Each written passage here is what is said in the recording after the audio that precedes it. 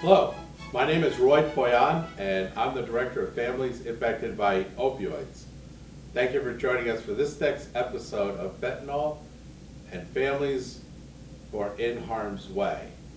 What we want to do is, in this episode, identify NARCAN. NARCAN is a nasal administered pharmaceutical that blocks the receptor sites of an overdose. They tend to say, well, it brings them back to life. Well, actually, in blocking the receptor sites, it allows the body to go back to functioning in its respiratory stage, which is typically what is failing and causing the person during the overdose to start to pass away, lack of oxygen. So with that in mind, what we're going to do is we're going to have an understanding of what is NARCAN, how to use it, and by no means should this be considered your training. It is not. This is your awareness of the value and importance of keeping NARCAN on your person, available in case of an emergency. In fact, your loved one, you might seem like, well, that doesn't make sense. Why would they carry NARCAN if they're going through an overdose? They're not capable of reaching into their pocket and using it. No, but somebody else who is familiar with them may realize that they carry NARCAN on them, reach into their pocket, and use it on them. Now, what we're also finding is that because of the intensity of fentanyl, several NARCAN may be required, in which case you may want to consider an inventory. Their local county agencies, especially the public health agencies, can help you in getting several of these so that it's available and you have access to them. But what needs to take place is that your awareness populates to others. So if you're in support groups, the question should be, do we all have NARCAN? I mean, everybody in this meeting, if it's a support group for family members that are dealing with substance use disorders, it's an appropriate question to be asking. And your public health department could probably come in and give a demonstration for you of how to administer the NARCAN. It's not just a squirt and a squirt like you would Flonase. There are other things that you are doing that are all encompassing to the NARCAN administration experience. So you have to learn those. Matter of fact, let's go to the table. We'll cover some of the high points. But once again, I want to caution you, this is not NARCAN training. It's NARCAN awareness so that you know to go get NARCAN training and get the product and have it accessible. Most importantly, why you're doing it, and the other important part is how to do it. Thank you for joining us today at the family table. This is a place where we kind of give a topic more air, more space to move around and understand. And that's what we need to do when we're talking about NARCAN. NARCAN is a pharmaceutical. It's administered IV, injection, and also nasal. The way or the course that you'll most likely take is the nasal applicator. And there's a reason why I don't have it here today, and that's because it would not be responsible of me to present to you the apparatus. That's something that you need to do when you actually go and get some NARCAN for your possession. You need to also receive the proper level of training. And training is important because you will feel more confident when to use it, why you're using it, what to expect, how to do it, from that experience of training. Actually, there's more than just that involved. When we train, we're telling ourselves, because it's physical action, that we're doing something and we're starting to question, why are we doing this? And we'll identify at that time, like most people do, we're doing it because we love this person and we care about them. We want to be a step ahead when possible. We don't want to beat ourselves up when we weren't, but when we can be a step ahead, there's an advantage for everybody involved. NARCAN and having NARCAN with you is that act of true love. Now, let's talk a little bit more about kind of opening up why and when. The why is we know it works. And here's a little bit of comfort in using something that you normally wouldn't do, and that is you cannot hurt him or her. If you administer it and they don't need it, it flushes out. So this is what we're told by the clinicians and the pharmaceuticals, and it's been proven to be true. So you don't have to be worried about, what if this isn't an overdose? If it looks like an overdose and they're involved in substance use disorders, then you've got every reason to assume that that's what you're dealing with. And not to do so would not be good for anybody. So go ahead and use the NARCAN if you find them in these, if they're meeting this criteria. Let's talk a little bit about the criteria. Now, once again, a caveat. This is not your NARCAN training. This is only to say, hey, kind of a wake-up call, get ready. It's very likely that with fentanyl out there, you're going to be experiencing an overdose. They will be in the process of dying, primarily because of what's happening at the receptor sites and our different organs. Their brain is not receiving the right level of oxygen. And for that reason, a lot of their other systems are shutting down. When you find them, they may be discolored. A color of a blue taint is noticed, especially in the fingertips and the finger areas. But they'll be unconscious more than likely, or seemingly semi-conscious, if in fact they are trying to communicate at all. And at that moment, that's when you want to take the steps that you will learn in your training. And we'll just touch very briefly on them. And by no means should anyone think that this is training.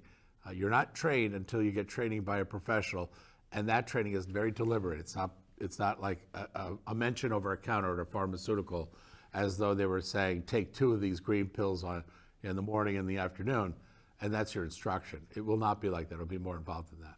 So with that in mind, what we're going to do is we're going to tell ourselves that this is the right thing to do, because it is.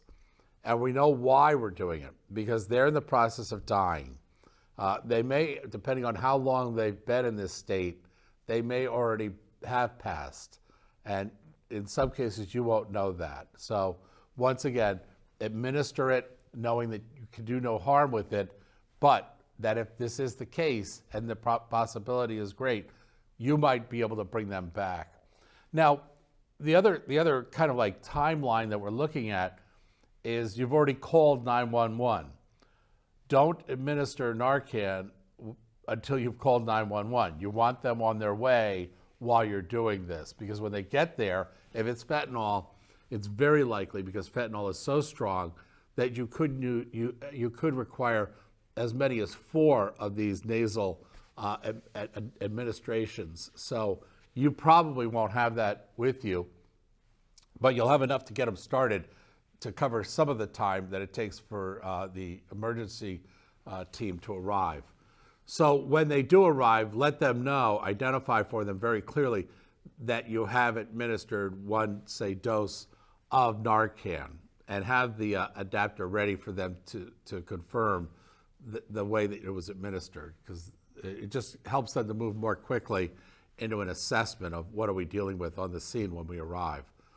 Now, when we're talking about NARCAN and its component, we do take the time in the study guide to review this. So let's go ahead and turn to that.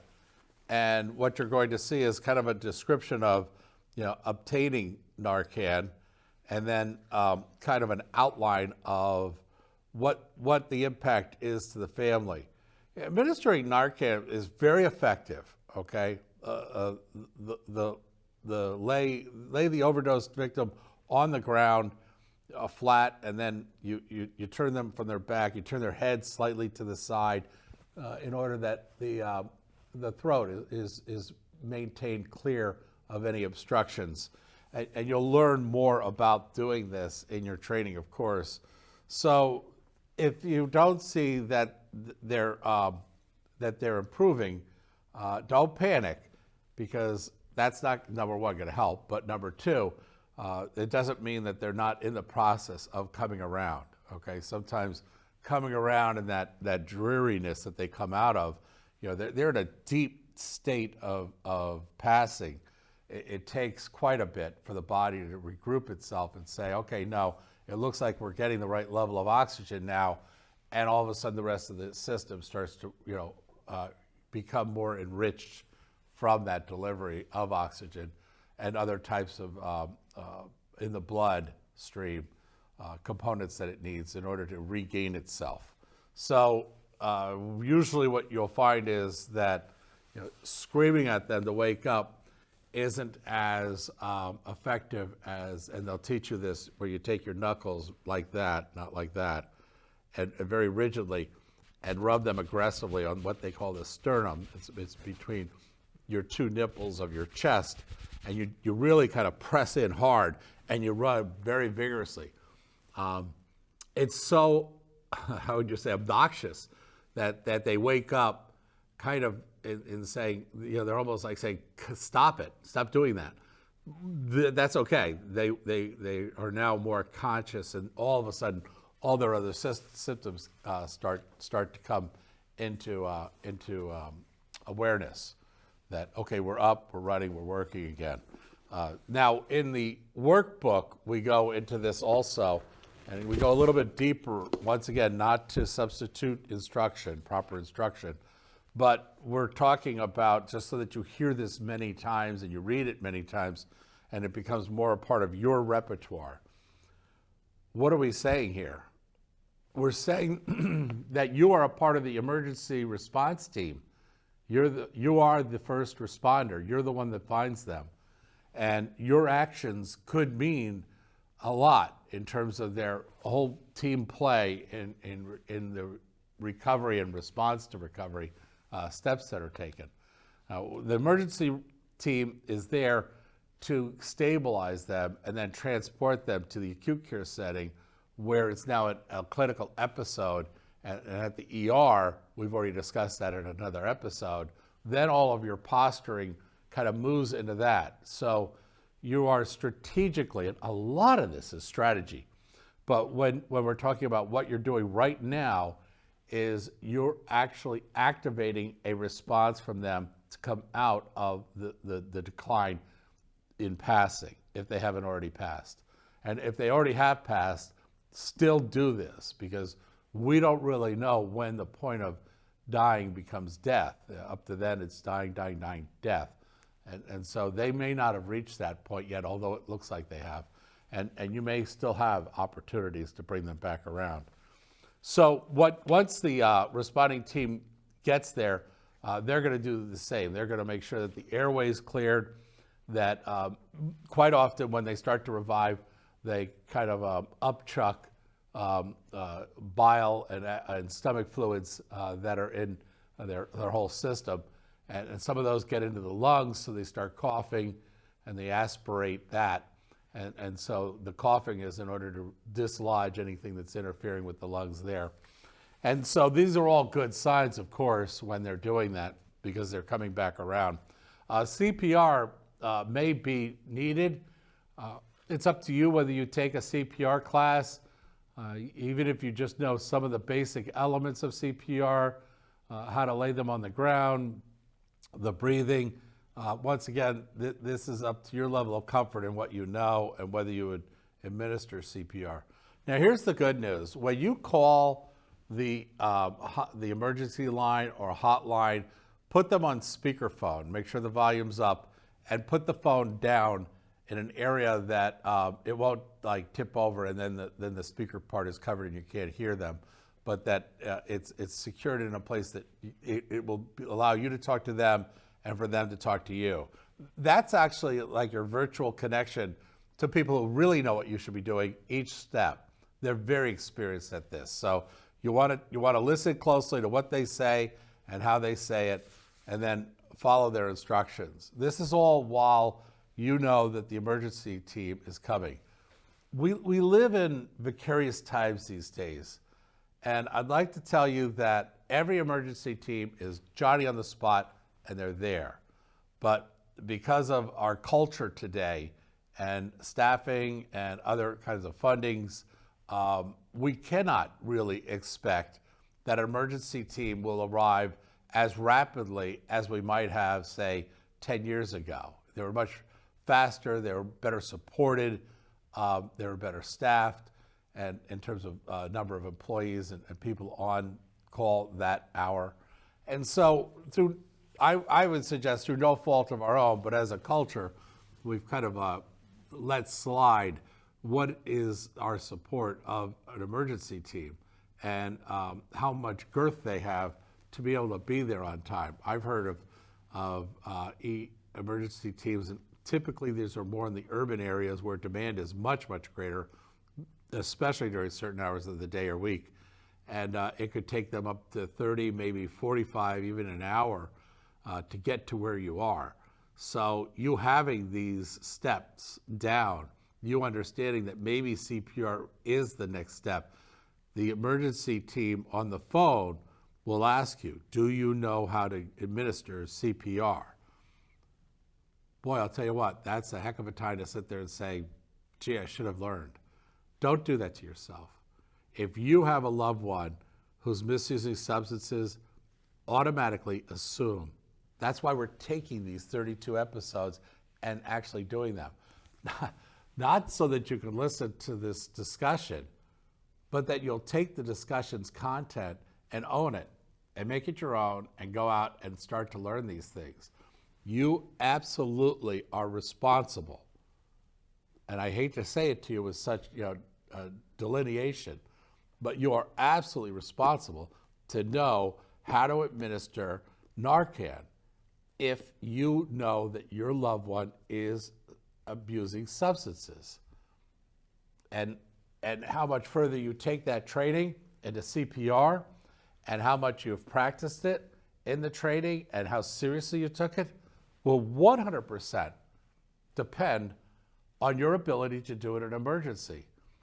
I'm a prior captain in the United States Army Field Artillery, and we took our training very seriously. We took our combat wounds and medical team advice very seriously. We trained all the time on those types of injuries because we knew at the time that it took place, we were going to be probably in the middle of a firefight. A threat to our own lives would be taking place, but we still had to administer care for this person. You are going to be in a very similar fight, flight, or freeze scenario. And the only thing that's really going to get you through that is your understanding of what to do and your training, your practice of doing it several times.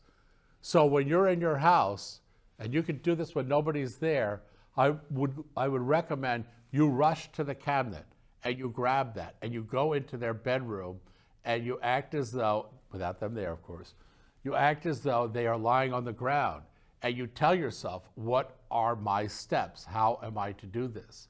Because then when it does happen, if it does happen of course, you will be able to repeat that because you've repeated it in your own time at a time when your mind was more settled and could let it sit into your memory. I'm sorry that this is the case, that this training is required, but I'm delighted that our culture has done and taken the steps to research the kinds of treatments that are necessary in a crisis like this. I'm very proud that there are people in the county level that are here to help us know what it is that we are to do.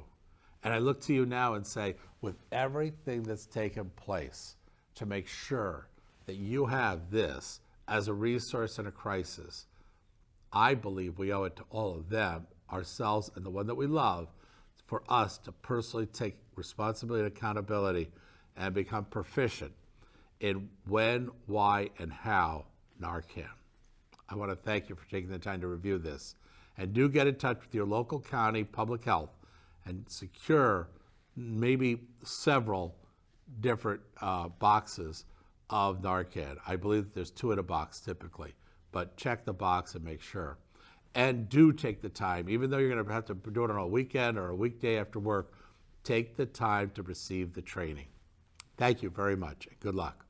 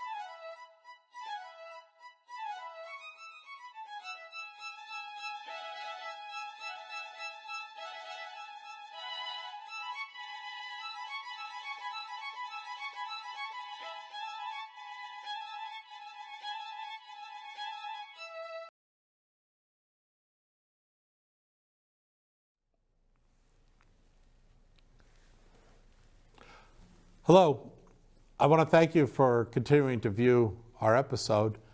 And we're now going to work into the area of the 3Ds. This is an important characteristic for the family to develop skills in. And we'll start by taking the time to look at an issue and then determine the issues based on the area of determining a solution, developing a decision, and designing a plan of action. By using your Module 3 workbook and going to a specific issue, you'll be able to find that the first step in that 3D skill set is the FTR, the Family Transformational Model. And the Family Transformational Model is a set-up way, each time the same way, that we will take 5 categories to look at in determining a solution. And each category is going to have 3 questions. So let's get started. The first is to define the issue. Naturally, we'll want to know what the issue is. The word issue is really problem, but we're saying the word issue is, the reason we're saying the word issue is it's just a little bit easier to digest, because it's not always a problem. Sometimes it's just something that's happening, and we need to determine a solution to it. The next question is, how does the issue impact the family? We need to know that. We need to know, we have an issue, that's fine. The issues can exist, but if it's impacting the family, in what way is it impacting the family? And then what steps can the family take to prepare and then respond to the issue? That's very important for us to know. The fact is that this issue exists and it's impacting the family. We tend to believe maybe there was something we could have done to kind of get ready for it. And if there was, then we would want to have taken those steps, which is what all these episodes are about. And then who can help assist us and the family in our response? So we want to start to ask ourselves, we know that there's an issue, we know that it's impacting the family, and there are things that we could do to prepare for this, but we're probably going to need a resource, information, another person outside of our family, or maybe one of our family members specifically can use their functionality and contribute. So we want to identify that. And then what should the family expect as their outcome? And kind of a start with the end in mind thought, where we're saying, if we're going to do something, it's going to result in something. So is that result desirable? Is that really what we want? Because if we're going to create a solution, then we want the solution's outcome to be what we expect it would be. So in each of these categories that I just described, 1 through 5, there are 3 questions, and we're going to ask ourselves each of these. Let's go back into the first category, define the issue. Clearly state what happened or what will happen. We want to know very clearly what happened or what's likely to happen. And then write that down. Identify who's involved or who should be involved, and then what would you like to have happen or like to see happen. The third question in every category is going to be used. You'll see how in just a minute. But just remember, the third question in every category, so this question right here, the way you answer it, will be reused. Now the next question is, how is the issue impacting the family? Who in the family exactly is impacted? In what way are they impacted? And then the third question is, what is needed to move forward? And then the third category is, what steps can the family take to prepare and then respond to the issue?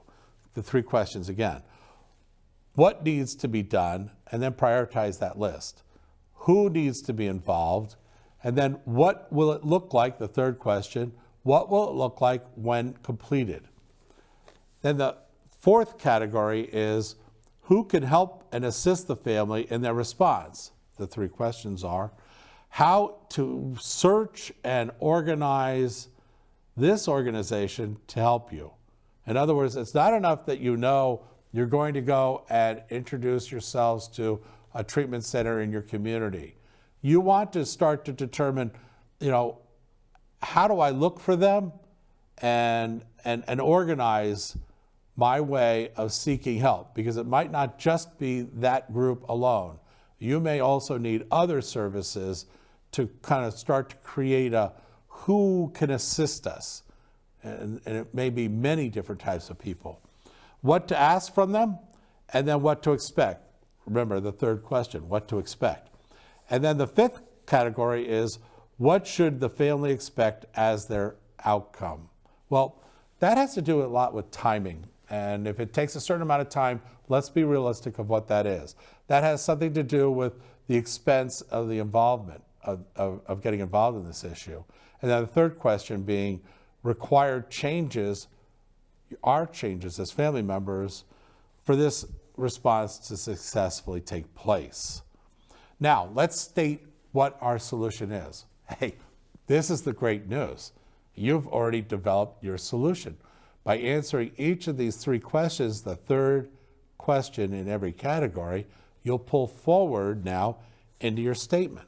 So your first sentence of your statement is the third answer in the first category. What would you like to have happen or like to see happen? Well, that becomes your first sentence. So what your first sentence for your solution statement is, what we would like to see happen is, and you just pull your answer from there to here. Do the same thing with the second category. How does the issue impact the family? Using the third question's answer, what is needed for the family to move forward?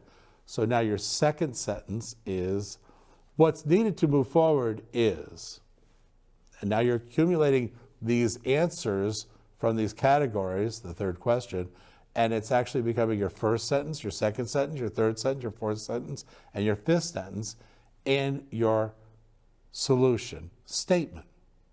So your solution statement is going to sound something like, what we would like to see happen is, and what's needed to move forward will be, and then the third question from the third category, what it will look like when completed will be, and then what we expect will be, and then what's required for us to have a successful response is. Now those are your 5 sentences. You've just constructed your solution. And this is how you go about using a model for creating a solution. For any issue in life you have to face, you can use this as a way of approaching it. Now let's go to the other area, which is the second coping skill, making a decision. Let's make a value-based decision. Let's make a decision each time that kind of balances with what we value most. So first we want to determine, what are our values? Well, the best way to do that is to write down on a piece of paper, what types of things do you as an individual value most? And each member of your family can do this in a kind of a group exercise. And then once you've done that, I value love, I value honesty, I value relationships and sharing. These could all be an individual's 1, 2, 3. Then prioritize them. Which of the 1, 2, 3 is most important? Then have each member of the family do the same thing. And then you can sit there and say to the family, what was your number 1? What was your number 2? What was your number 1? What was your number 1? What was your number 1? And then what was your 2? What was your 2? What was your 3? What was your 3? And where you start to see many people in the family say, well, my number 1 is relationships, my number 2 was trust, and my number 3 was love. Well, then you talk to another person, they say, well, my number 1 was love, my number 2 was personal expression or confidentiality, or so they mentioned something different, but they did mention love. And then the third member of the family happens to mention love also. You know now that love is a value of the family. So whatever decisions you make, you want to balance it on the fact of, does this disrupt our values? If it does, at least you know that it does, and to what degree. You're calculating that. But at least also you're including, what do we value most? Let's make sure our decisions don't counter that. And now, in the first step, we're going to identify exactly what's happened. And this is, by the way, in your book, okay? And it is for each of the episodes. Now, identify exactly what's happened what happened, how did it happen, who did it happen to. Then the second step is analyze the situation, assess the problem, identify the problem, and in what areas did the problem create an impact. You're writing all of these down. The third step of that the third step in the decision-making model is what is the number of one contributing factor? What is causing this issue to take place? You need to know that before you make a decision. The fourth step is, now that you know the number one factor, you need to go out and find out what information there is about this. You know, your primary source, you're going to go to the actual person or organization that's involved with this and ask them, you know, what is this issue, and help us to understand it better. The secondary source would be somebody's telling you this happened, or somebody suggests that you should do something a certain way, and it's coming from somebody else other than the primary source. It could be an article, a clinical paper. These are all secondary sources, and you gather them and you make them part of your primary, secondary information gathering. The third area that you look at is your gut. What does your gut, because that's often where, you know, our faith comes in, and other things that are very important when making decisions get included. So trust your gut is what we're saying in the decision-making process. The fifth step in making a good quality decision is where you're kind of taking a criteria and saying, let's take what we're going to make a decision about and let's balance it on the criteria to make sure that we're covering all of our bases. And this will ensure safety of your loved one. You know, is safety a part of what's being considered? And do we have the resources that are needed to do the decision we're looking at? And then do we understand the timetable? Is it realistic? And do we understand the negative impacts? Because every decision has a positive and negative. Well, identify what the negative outcomes might be so that you can weight the factor of, is this a good decision? And then would you do this if, would you ask others to do this if they were doing it for you? Meaning it was done for you or to you. Is this still a good decision? These are all areas that you want to take a look at. The third coping skill is in the area of the family plan of action. And everybody could say, well, Roy, listen, we're just going to go out and do it. Well, it's going to get done a lot more effectively. I want to warn you that the addiction industry is not organized. And then again, either is the family. So you're taking two disorganized organizations and you're putting them together. So a plan is a very good idea. The other factor is you're going to more than likely require the assistance of a lot of different groups. And as time goes by, those groups are going to change. And now it's a whole new set of groups that you're dealing with. When you're at the hospital, the ER, that's what that is. Then you move over to detox, that's what that is. Then you move over to therapy and treatment, and that lasts for 16 weeks. That's what that is. Then you're looking at sober living, recovery, maybe incarceration, and then reentry. On all that's involved in that.